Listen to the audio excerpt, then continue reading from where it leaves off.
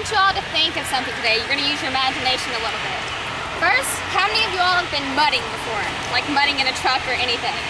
Okay, that means some of you haven't.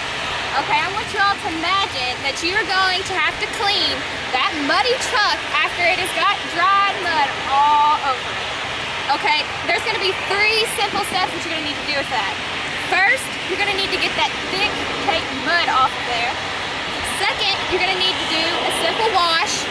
And third, you're going to have to wax it up and clean it, because let's say you're going to a car show this weekend, or a truck show in that case. Okay, so cleaning a car is similar to cleaning a horse, or grooming the horse in terms, because you need those same 3 simple steps. You're going to have to get the mud off. If they've decided to go mudding out in the field and start rolling around, you're going to need to go through a simple clean, and then you're going to need to shine them up a little bit if they're ready for a show. So the first step you need to do is gather your materials.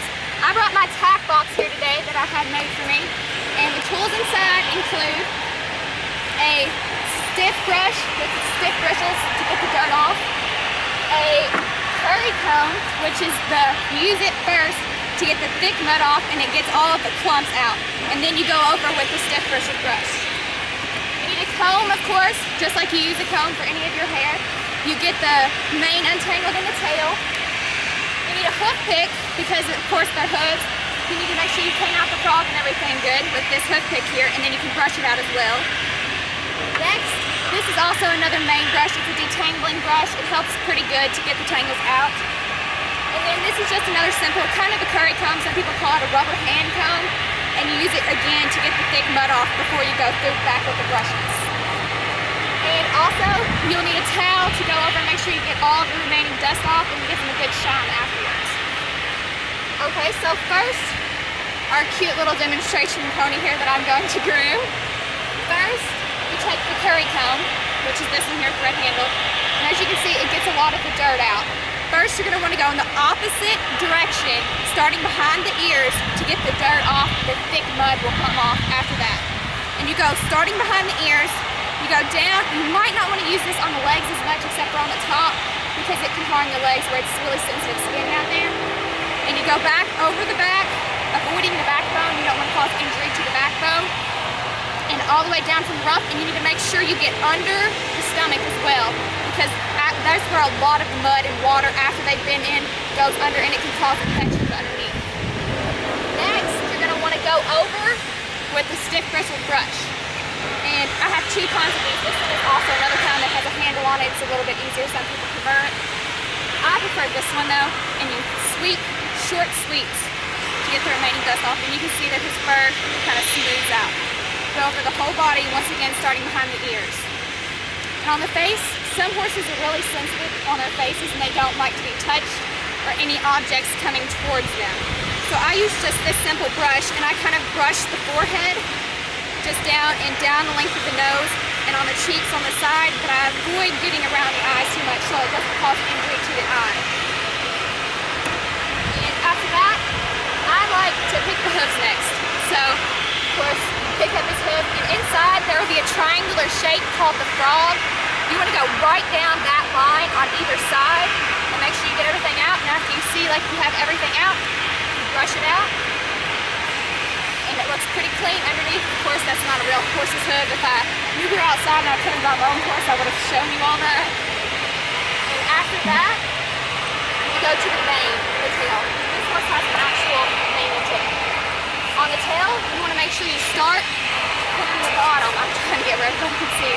Start from the bottom, just like on your hair.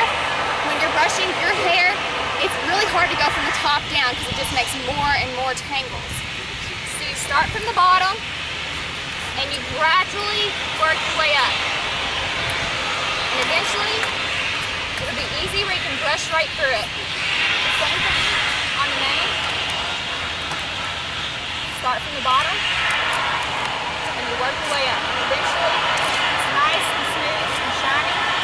Also, they make products called detanglers. Mane and Tail is a big product production system that produces those things, and it just makes it easier to get the tangles out.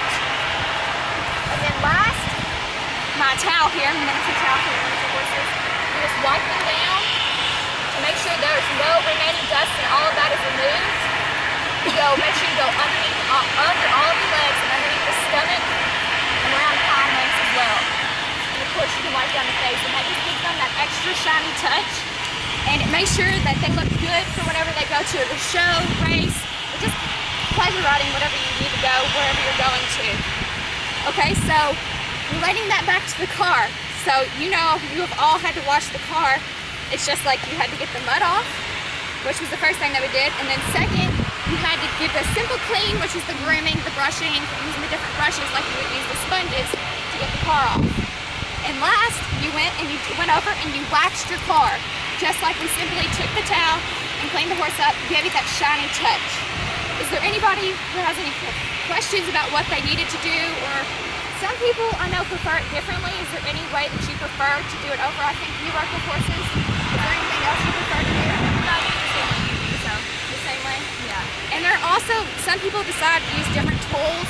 Some people use different methods of doing it as well. They like to get the hooves first.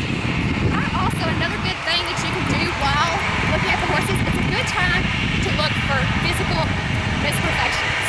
Like if they have a cut or a scrape, especially along the legs as you go down through there, you can see those things. Because those can be really damaging to the horses. So it's important that you properly groom your horses each day.